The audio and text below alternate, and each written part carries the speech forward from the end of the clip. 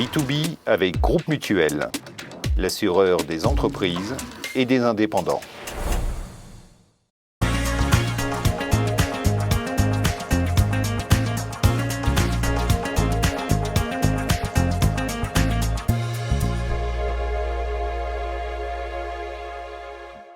Bonjour à toutes et à tous, bienvenue dans B2B. On dit souvent que notre lieu de vie reflète bien notre état d'esprit du moment. Il est parfois difficile pourtant de se mettre au rangement, au tri, à l'organisation, ou alors au contraire, on éprouve de la difficulté à accepter que tout ne soit pas forcément à sa place.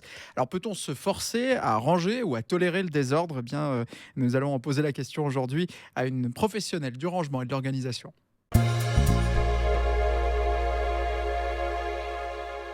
Bonjour Marion Savio. Bonjour. Bonjour Elliot.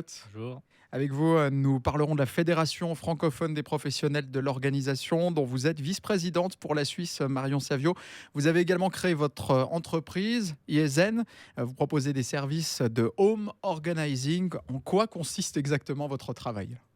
Alors, j'interviens chez les gens pour les aider à trier, désencombrer leur intérieur et réorganiser leur espace de vie. Donc, c'est vrai que des fois, on se dit, mais tu peux vraiment aider les gens à trier? Je dis oui, parce que les gens, des fois, n'ont pas forcément la méthode. C'est aussi leurs affaires. Ils ne savent pas par où commencer. Donc, c'est vraiment ça la clé. C'est commencer par le tri et après, on met en place une nouvelle organisation. Trier, ranger, organiser. C'est très à la mode en ce moment. Il y a même une série, peut-être que vous l'avez vue, consacrée à cela sur Netflix. Elle est animée par la star du domaine, Marie Kondo, qui a même sorti un livre en 2018 qui s'est vendu à plus de 8 millions d'exemplaires, traduit dans plus d'une dizaine de langues. Elle vient d'où cette envie d'espace, de simplicité? Alors, l'envie d'espace et de simplicité, je pense que aujourd'hui, on est un peu dans l'ère, enfin depuis quelques années, de la surconsommation. Euh, Même c'est un peu l'ère du sur, c'est-à-dire surconsommation, surcharge mentale, surinformation. Et c'est vrai que les gens, même quand ils sont chez eux, se sentent très vite agressés d'avoir trop de choses. Et du coup, il y a un peu cette nouvelle tendance. Effectivement, Marie Kondo est arrivée avec ce livre. Je pense qu'elle est arrivée vraiment au bon moment sur la prise de conscience que il y a trop chez soi, mais trop dans le monde de manière générale. Et donc, les gens ont envie de se délester et ils se rendent compte que se délester, ça permet de faire de la place dans la tête, d'aller mieux aussi et de se sentir aussi plus léger, même physiquement, parce qu'il y a un vrai impact entre le physique, ce qui nous entoure, et nous-mêmes.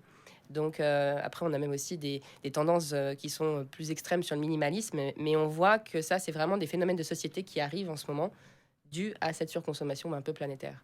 C'est une porte d'entrée en fait pour se sentir mieux. On peut d'abord faire le ménage dans sa tête ou d'abord faire le ménage chez soi. Finalement, qu'importe par où on commence. Oui, alors vraiment, c'est que moi, c'est ce que je dis, en tout cas, c'est ce que je prône. C'est bien chez soi, bien dans sa vie. Il y a vraiment un impact les gens le disent quand on y va. Moi, je l'ai vécu moi-même de ma propre expérience. Les choses, elles sortent, quand on se déleste, bah, on se sent vraiment léger et on se sent beaucoup mieux. Ouais. Qui sont vos clients? Ce sont des gens Alors, très occupés qui accumulent beaucoup de choses, qui ont besoin de temps en temps de faire un peu le renouveau dans leur vie.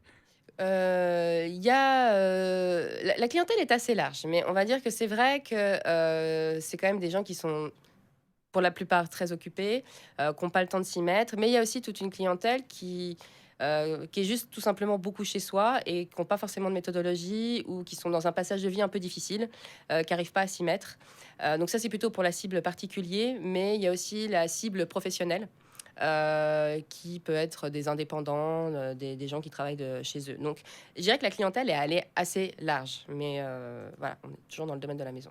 Vous devez, j'imagine, voir des maisons totalement différentes, des ambiances, des appartements. Oui. Par où on commence? Le processus fonctionne comment? Comment on arrive chez quelqu'un, on dit voilà, ça, il faudra jeter, garder. Oui.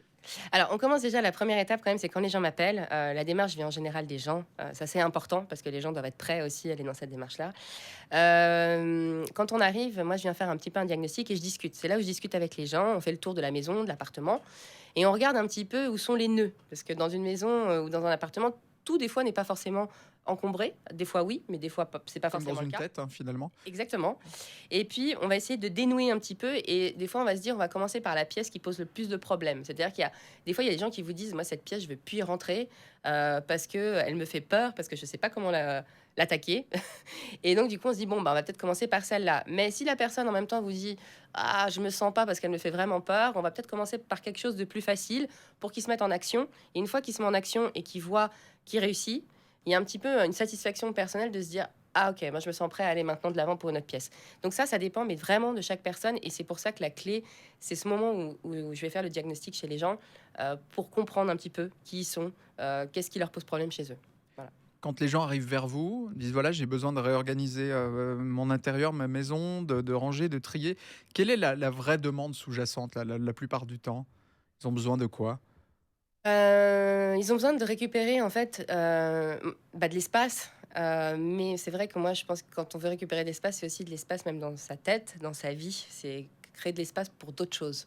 Euh, Parce qu'encore une fois, on en revient à ce qu'on disait tout à l'heure. Un environnement encombré nous encombre énormément la tête et on voit plus, on a l'impression de tourner en rond. Donc, et le point commun qu'il peut y avoir avec beaucoup de clients que j'ai, c'est que ce sont des gens en transition, en transformation. Donc derrière, il peut y avoir aussi une volonté de vouloir se mettre en action pour autre chose. Et c'est une manière qui est assez satisfaisante, qui est pas facile pour tout le monde, mais c'est très satisfaisant parce qu'il y a un avant et après. C'est-à-dire qu'on peut aller chez quelqu'un et en 2-3 heures, il y a du résultat. Et là, la personne se dit ah mais en fait, je peux le faire.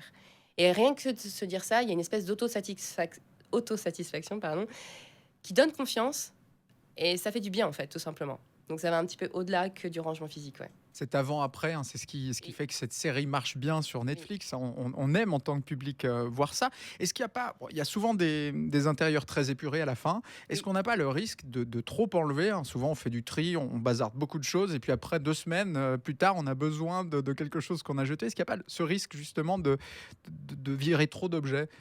Alors, bon, déjà, nous, enfin, en tant qu'organisateur, on force pas hein, les gens à se détacher non plus de tout. On n'est pas des extrémistes. On est vraiment à dire, on y va avec la personne, avec son besoin, on est à l'écoute. Ce qu'on va faire, c'est quand même qu'on on est là pour la coacher et puis la pousser un petit peu dans ses retranchements, lui poser des questions, de se dire, est-ce que ça vaut vraiment la peine de garder autant de choses?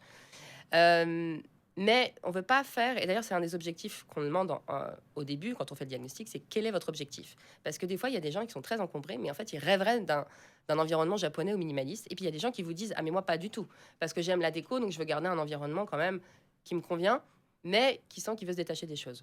Donc ça va dépendre des objectifs. Dans le fait des fois de regretter de se séparer des choses, je suis toujours très franche avec les gens, même quand je fais des ateliers. Euh, oui, ça arrive. Ça arrive, mais c'est infime par rapport à tout ce dont on se détache et tout ce que ça nous apporte comme bien-être. Mais ça, c'est clair que ça arrive. Se détacher d'un objet, c'est Oui, pas forcément facile. Il y a tout l'affect derrière, la personne qui nous l'a offert, le moment où on l'a acheté. oui. Comment est-ce qu'on gère ça avec le client? Alors oui, toute la catégorie un petit peu souvenir ou affective est des fois pas facile à traiter. Alors, on peut créer un petit peu, nous, on crée des boîtes souvenirs. Après, le truc, c'est que le challenge, il faut pas en avoir 10, 15, parce que du coup, là, effectivement, on n'est pas dans un, on n'a pas réalisé ce qu'on voulait atteindre. Mais si c'est trop difficile, c'est des choses des fois qu'on met en stand-by et on y revient après. Ça arrive effectivement des fois sur un accompagnement de longue durée, on crée des zones stand-by et puis on y revient.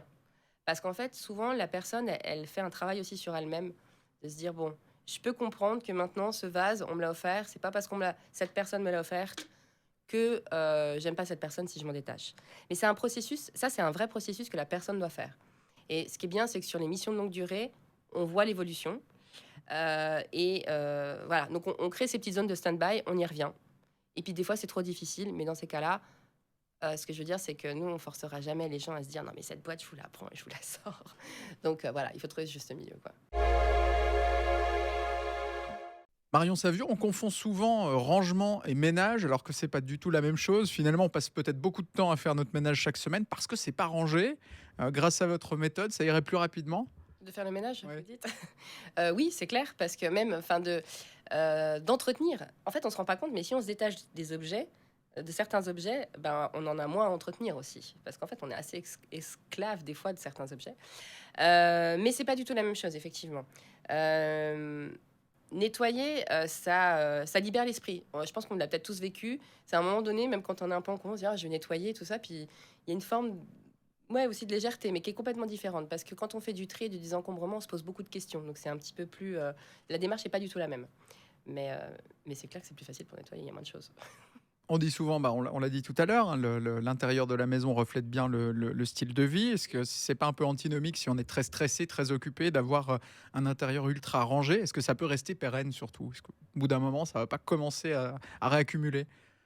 Alors ça dépend, ça c'est vrai que c'est une bonne question parce que ça dépend des personnes. Ce qui va permettre de durer dans le temps, c'est les petites routines parce qu'il y a, voilà, il faut essayer de le faire des fois un petit peu tous les jours. C'est mieux que d'arriver à un stade justement où c'est là où les gens nous appellent.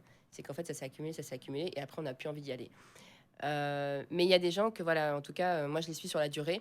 Donc je rappelle de temps en temps pour voir si ça va. Des fois il faut une petite intervention. Mais la plupart du temps, je dirais que c'est 50-50.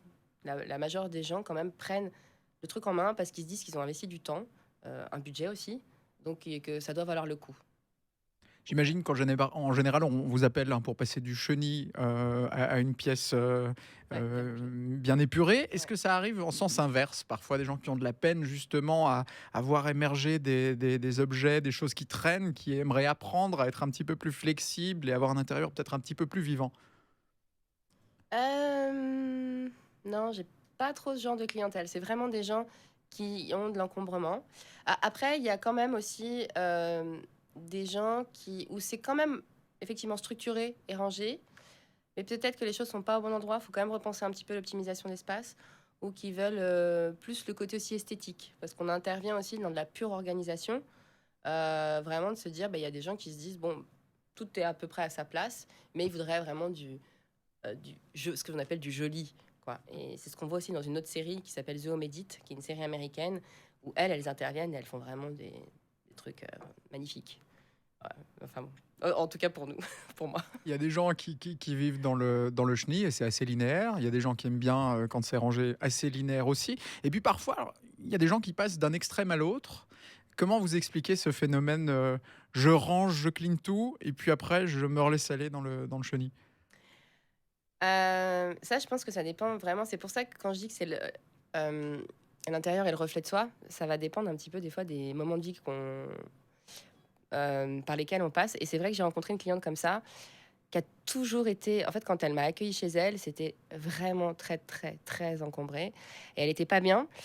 Et elle me dit, vous imaginez même pas, vous seriez venu il y a un an, mais jamais vous auriez vu cette maison comme ça.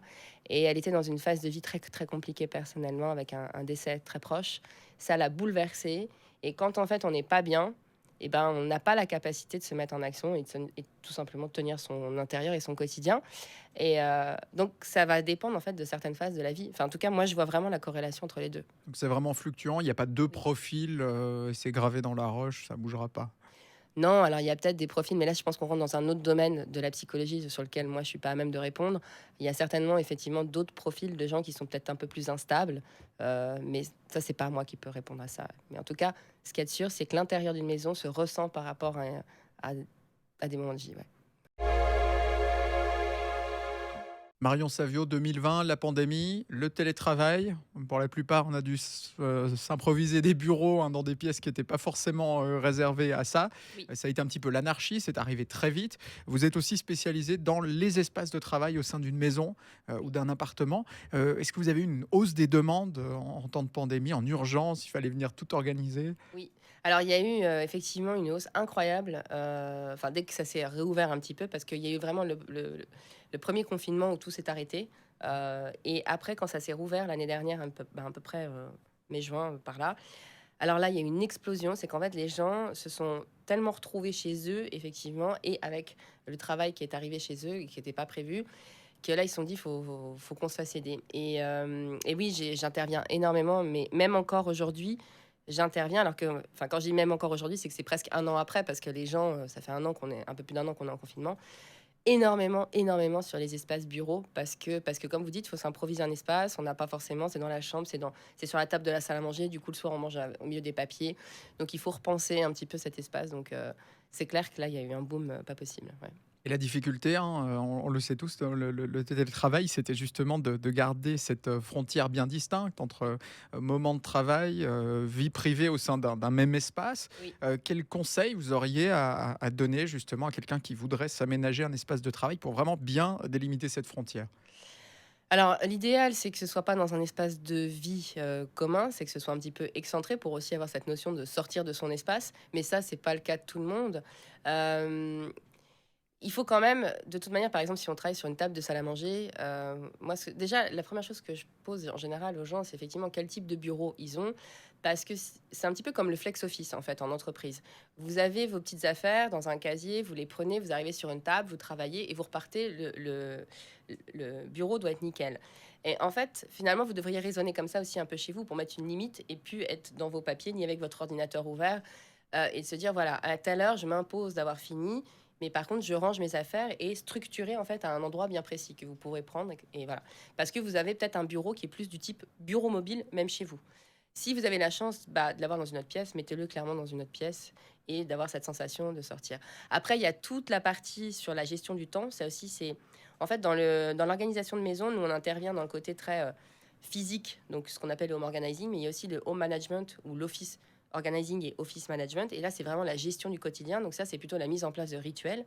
Et la gestion du temps en fait partie. Et donc, moi, c'est vrai que je disais aux gens des fois qu'il y a quand même des conseils à donner. C'est de se dire, de faire des pauses régulièrement, peut-être de travailler d'une manière différente en fonction de leur style de vie, de couper, de s'imposer de couper à une certaine heure.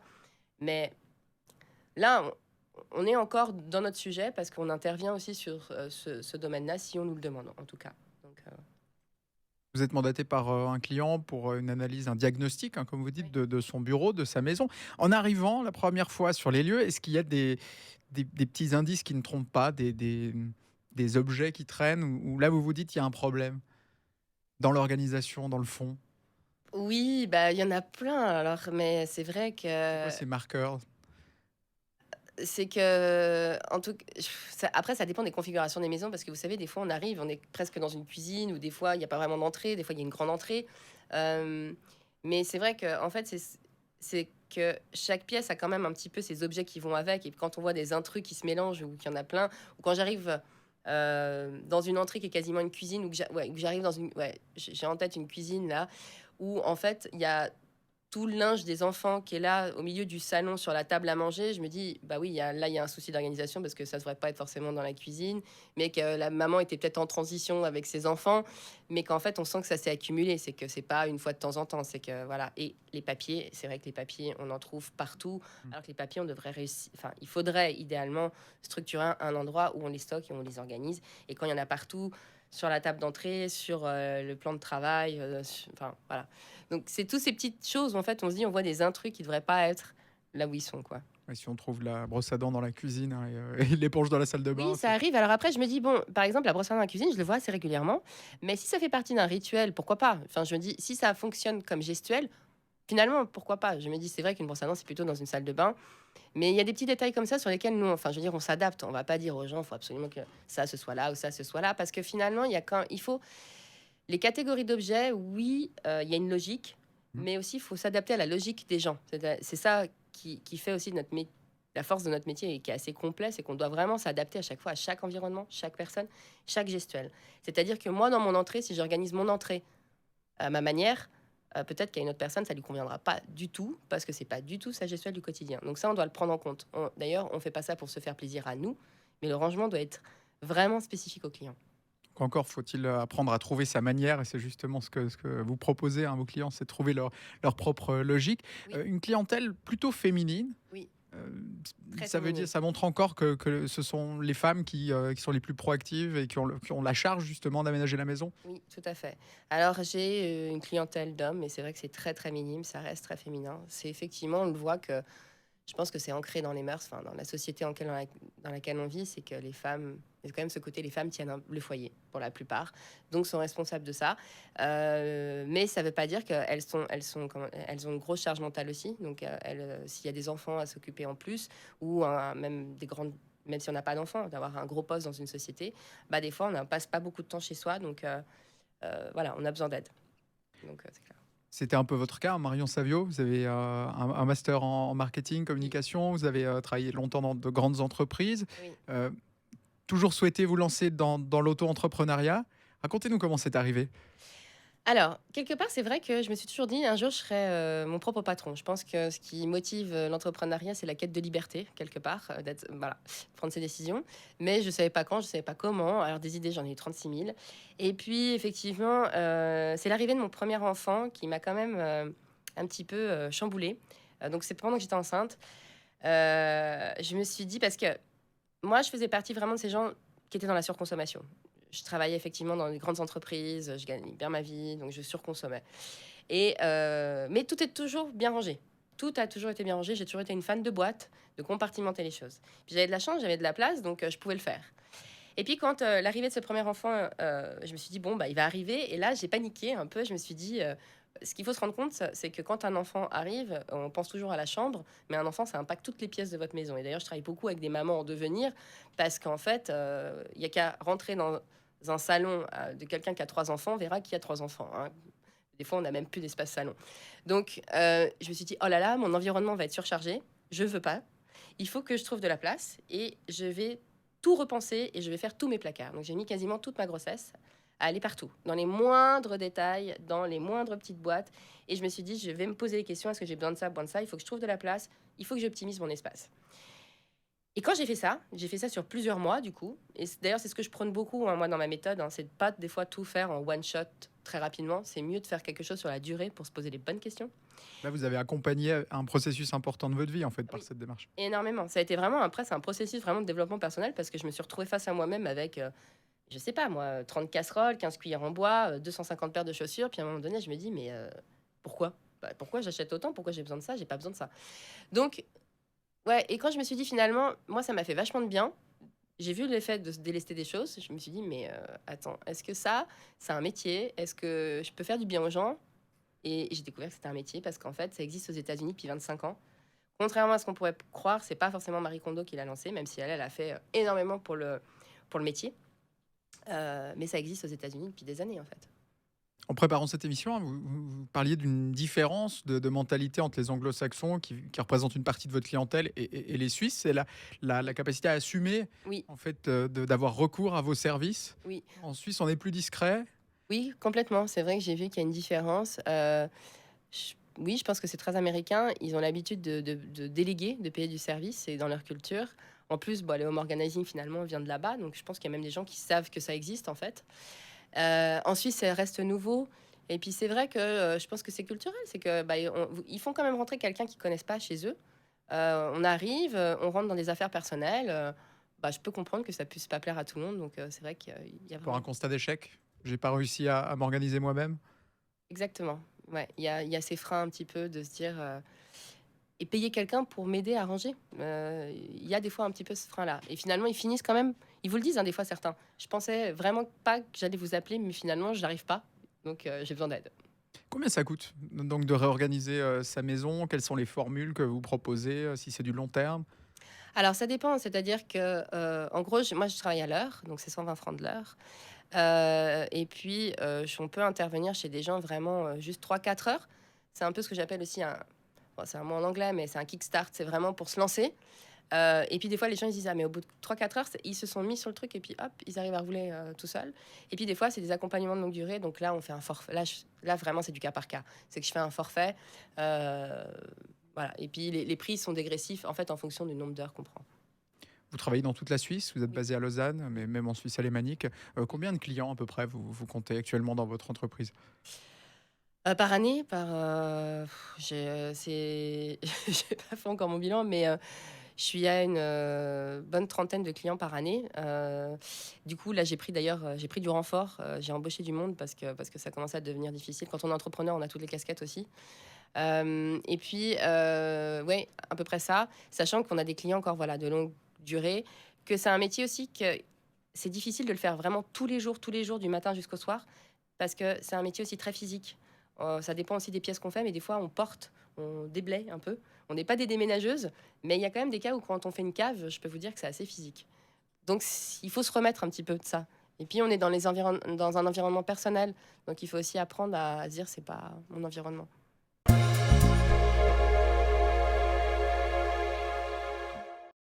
Marion Savio, donc vous êtes vice-présidente suisse de la Fédération francophone des professionnels de l'organisation. Donc Est-ce que vous pouvez nous expliquer en quoi consiste cette fédération? Alors, la fédération, elle est là pour professionnaliser le métier. Je fais une petite parenthèse quand même, c'est que notre métier aujourd'hui n'existe pas officiellement dans un registre de métier. On n'a pas de code, il n'y a pas de diplôme d'ailleurs, en tout cas au niveau fédéral reconnu. C'est-à-dire que oui, il y a des formations, mais ce sont des formations privées. Donc la FFPO, elle va quand même professionnaliser le métier, c'est-à-dire qu'elle a mis en place un code déontologique.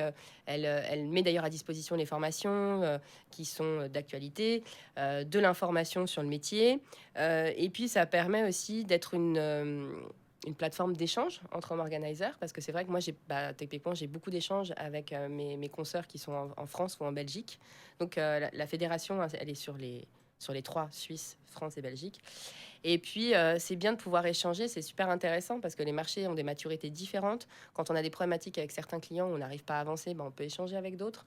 Donc, c'est vraiment ça, c'est professionnaliser, faire connaître le métier, échanger. Voilà. Faire connaître le métier, c'est aussi important. Par exemple, moi, c'est mon rôle ici en Suisse. Donc, régulièrement, je monte des séances d'information sur le métier. Ce qu'il faut savoir, c'est que le métier d'homme organizer, il y a eu une étude sur les 10 nouveaux métiers que tout le monde a envie de faire, parce que je pense que le confinement a secoué certaines personnes en quête de sens. Et donc, parmi profs de yoga et autres, il y a home organizer. Ça devient en fait les gens ont envie de faire ça. Donc, la FFPO, typiquement, va aller dans ce sens-là pour informer sur le métier. Et aujourd'hui, on compte combien d'adhérents? À la FFPO, c'est 68 adhérents. Ok. Donc, ça reste encore tout nouveau. Il existe des labels pour, pour être un bon homme organizer? Alors, la FFPO est un label. Et puis, il y a aussi la Suisse Apo, qui est un label. Donc, la Suisse Apo, c'est aussi une organisation qui est en Suisse, qui représente vraiment, pour le coup, les trois Suisses, la partie française, alémanique et puis italienne.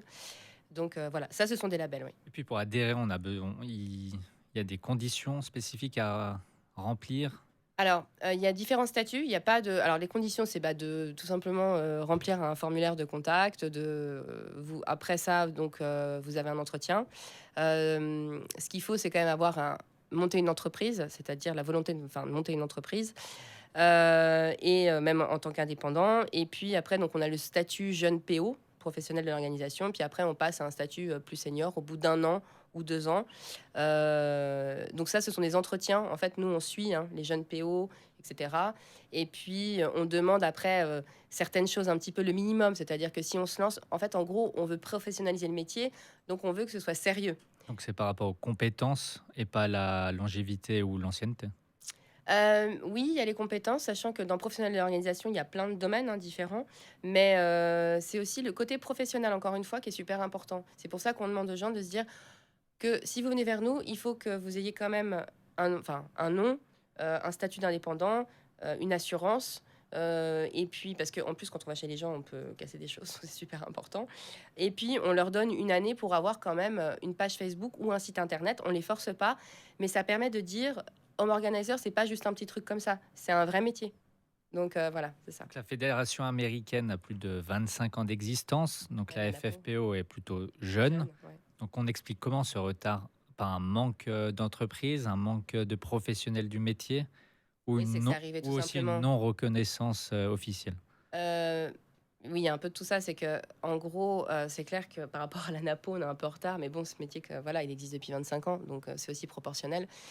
C'est un métier qui est arrivé il n'y a pas si longtemps que ça, finalement. Alors, ça arrivait d'ailleurs plutôt en France et en Belgique, et puis un petit peu après en Suisse. Quoiqu'en Suisse, il y a certains home organizers qui se sont lancés il y a quelques années, mais je pense que le marché n'était pas encore tout à fait mature. Et puis, donc c'est un mélange de tout ça. C'est que le métier est arrivé beaucoup plus tard. Et donc, on s'est dit qu'à un moment donné, oui, il fallait lancer quelque chose qui fédérait un petit peu, quoi. Mais Merci Marion Savio pour toutes vos réponses. merci à vous.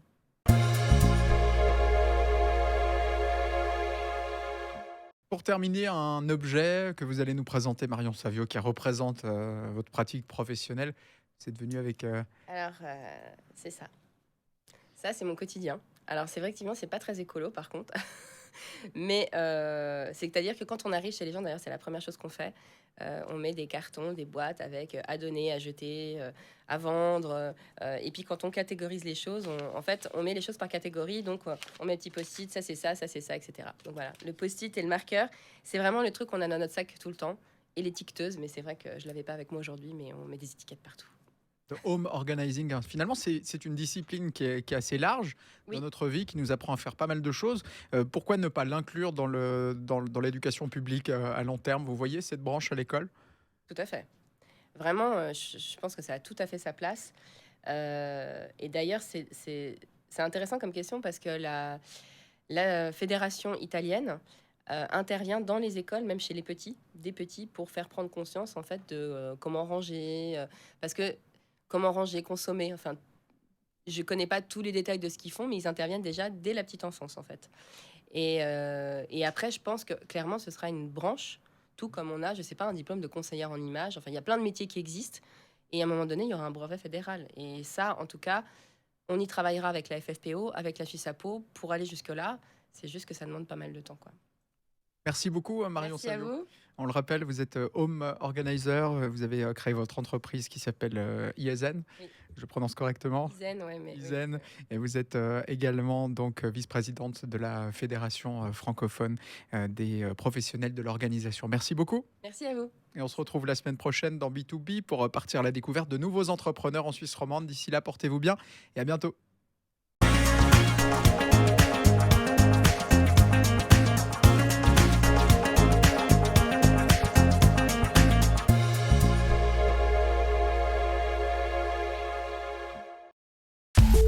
B2B avec Groupe Mutuel, l'assureur des entreprises et des indépendants.